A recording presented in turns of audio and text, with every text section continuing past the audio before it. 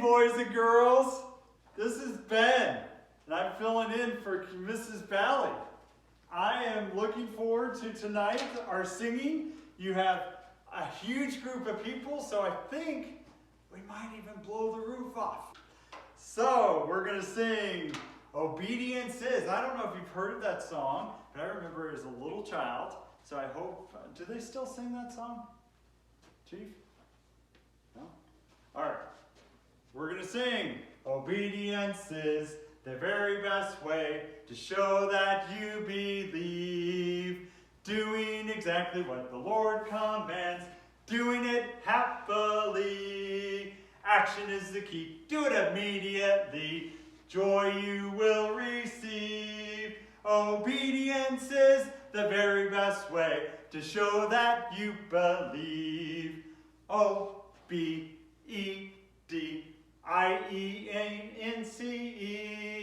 Obedience is the very best way to show that you believe.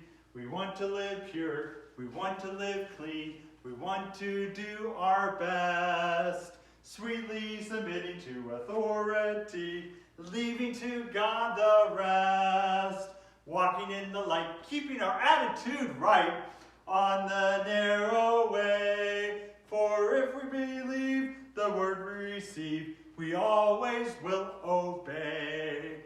O-B-E-D-I-E-N-C-E.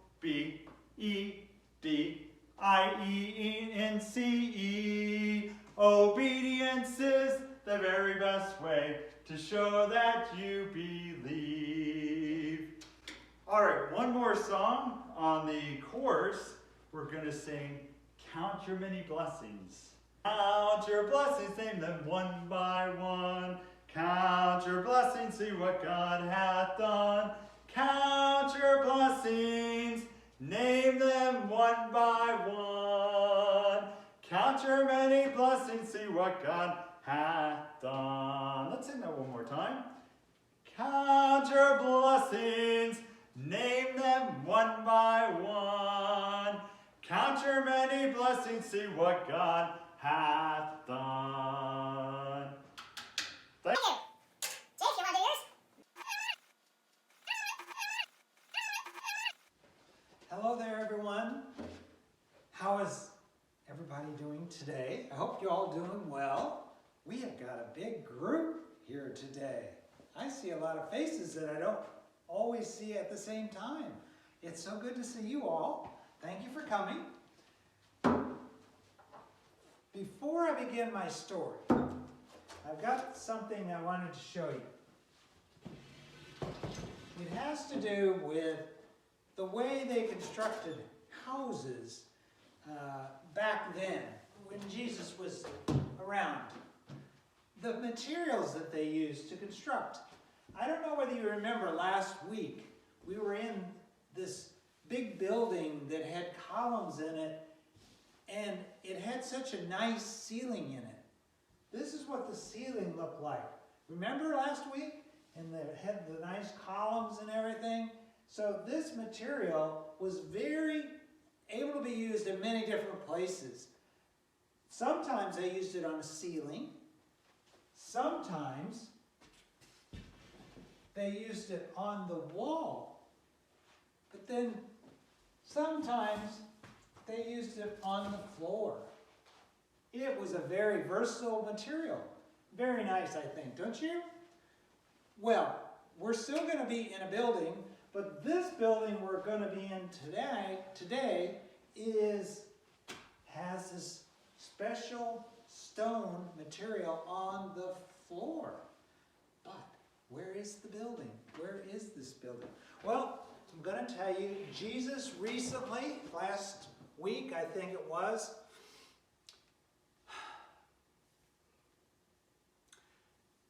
Jesus' feet and head was anointed with special oil by Mary. She was showing her great love that she had for Jesus. And we talked about how we could show Jesus our love for him by obeying his commandments. And that's what precipitated Mr. Ben's special song about obedience today.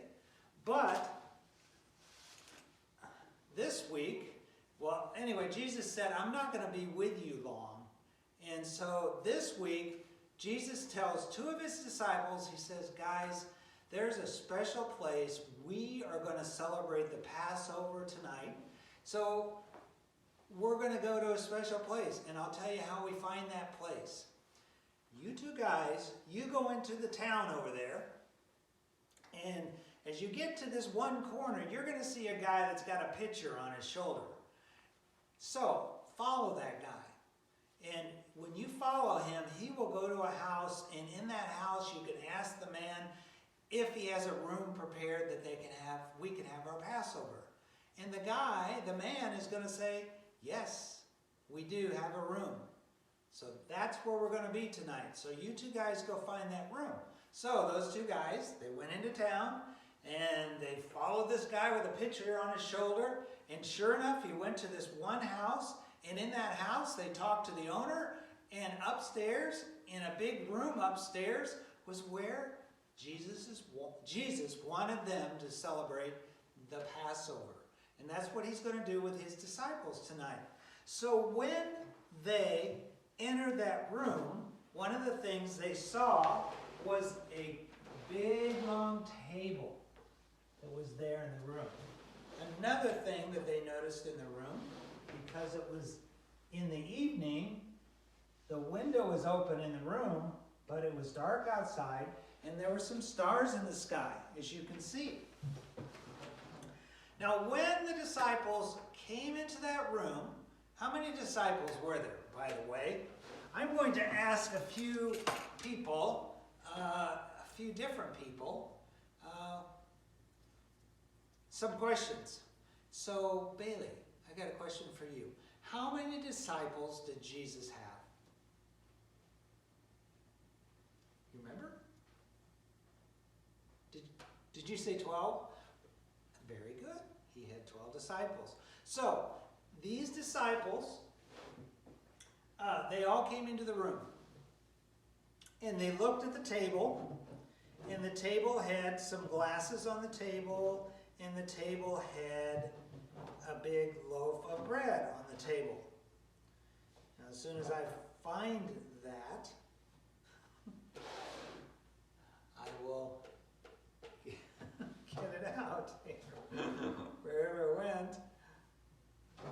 Okay.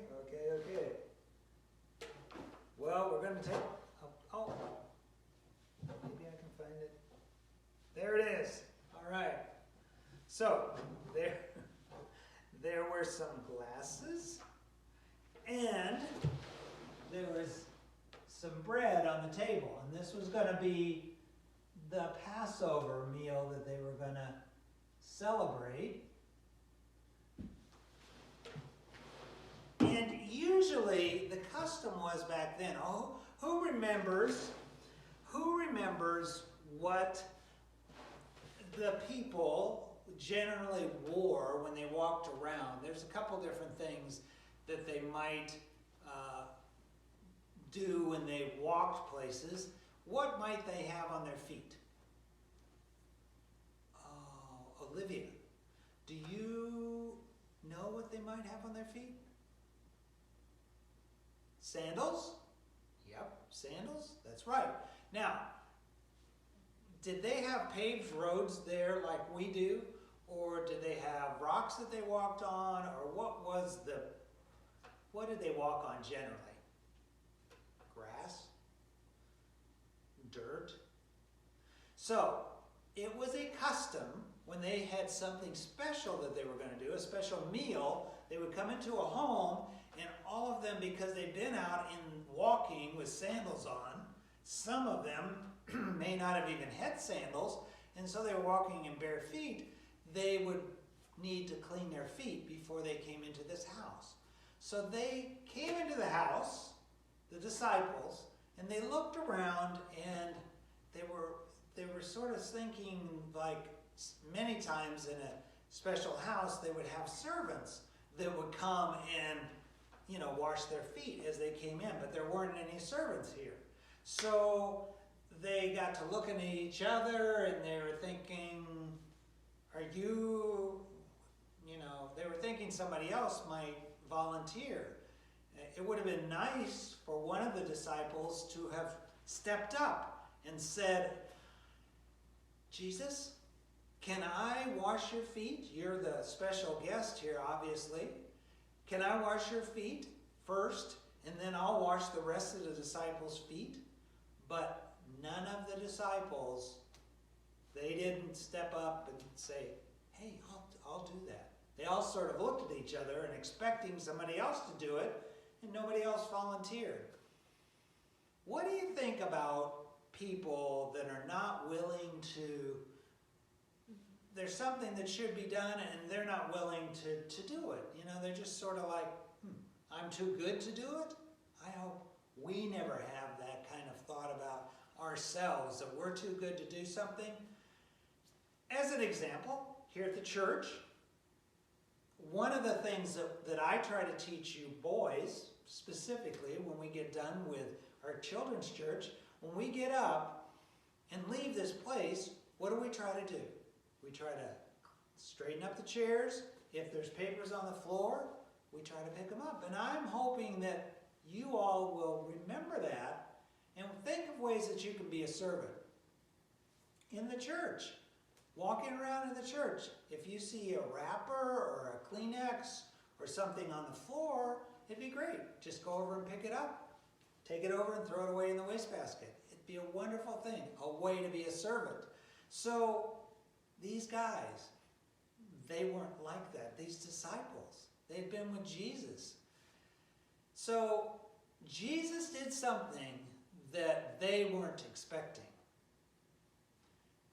He actually, so these disciples, they just went over and sat down around the table, and I'm going to put them there right now. And they just, sort of acted like, okay, well, I guess it's just time to eat. And so they got all, situated there, and it's like, okay, it's all time to eat, but, they hadn't done the thing that they typically would do, like I talked about, is to wash their feet. So Jesus actually did something that was unexpected to the disciples. He actually came out and he had a pitcher of water and he had a towel, and he actually took the pitcher and poured water on the feet and took the towel and washed all of the disciples' feet. Now Jesus is the special one, right? You wouldn't think that he would be the one, but yet he was trying to show the service, the attitude of wanting to help others that he wants us to have. So Jesus did that, and then it was time to have this special meal. And they were thinking it was going to be the Passover, because sort of Jesus said it was going to be the Passover, but actually wasn't quite the time for the Passover. It was a little ahead of that. So it was another kind of meal, and that's why they had the bread, and that's why they had the glasses. Now, if you know the glasses, do you see the glasses there? Somebody wasn't very careful when they set those glasses down on the table, because one of them looks like it might be ready to fall over. I hope not. It's sort of teetering there, isn't it? So Jesus did something with the bread. He took the bread and he broke it, and he gave pieces of the bread to each of the disciples, and he said, take, eat. He said, this is my body, which is broken for you. Do this in remembrance of me. And it's like, the disciples, even though Jesus told them that he was going to be going away, that he was going to be dying for them, they didn't quite realize that it was going to be right away. But this is my body. The pieces of bread were representative of Jesus' body that was going to be broken. It was going to be changed. It was going to be mutilated, because he was going to go to the cross. He was going to be crucified. Then he took the cup, and he raised the cup, and he says, this cup is my blood, which is shed for many for the forgiveness of sins. And he gave, a cup, and this cup had, grape juice in it, like when we have communion here at the church. It had grape juice in it, and so they all drank, but the cup was a representation of Jesus' blood, that when he went to the cross, he was going to shed his blood. He was going to be pierced in his feet and his hands and in his side, and he was going to be beaten.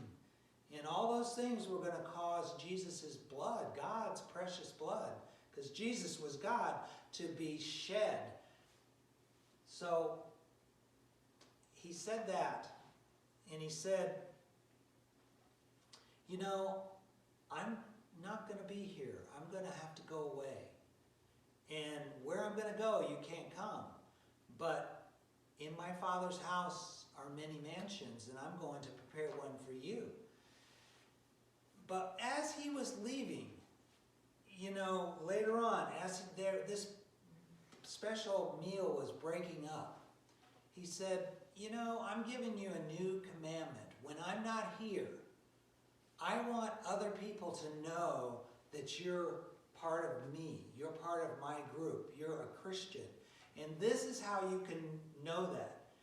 You can know that by you people loving one another. And so, do you, boys and girls, do you do that? Do you try to put somebody else ahead of you? Do you love somebody else more than you love you? Do you think about somebody else more than you think of you? I've got, a few this summer as an example. I had some boys in the church that I felt like were a very good testimony, have been a good testimony. There were some things that needed to be done, and I was helping, doing some of those things, and some of the boys came up and said, "Can I help?" And yeah, it was great. I appreciate the help. That's the kind of attitude Jesus wants us to have, of trying to help others and not thinking that everything's about us. It's not about us. It's about serving Jesus. So, anywho, remember this example of Jesus washing his disciples' feet. They should have washed Jesus' feet. We should always be willing to help others before we help ourselves. Thank you so much for being here today. I appreciate the great group. You are all good listeners, and we'll see you sometime in the future. Ta-ta for now.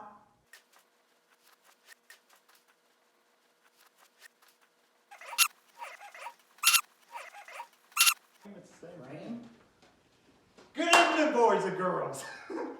Dr. Rick or Dr. Robertson did a good job on that lesson. We're going to talk about Jesus bids us shine. What were you going to say? I said thank you. You're welcome. All right. Jesus bids us shine with a clear, pure light, like a little candle burning in the night. In this world of darkness, we must shine. You in your small corner, and I in mine. Jesus bids us shine, first of all for him. Well, he sees and knows it if our light is dim. He looks down from heaven, sees us shine. You in your small corner, and I in mine. Jesus bids us shine, then for all around. Many kinds of darkness in this world abound. Sin and want and sorrow, we must shine. You in your small corner, and I in mine. Jesus bids us shine as we work for him, bringing those that wander from the paths of sin. He will ever help us if we shine. You in your small corner, and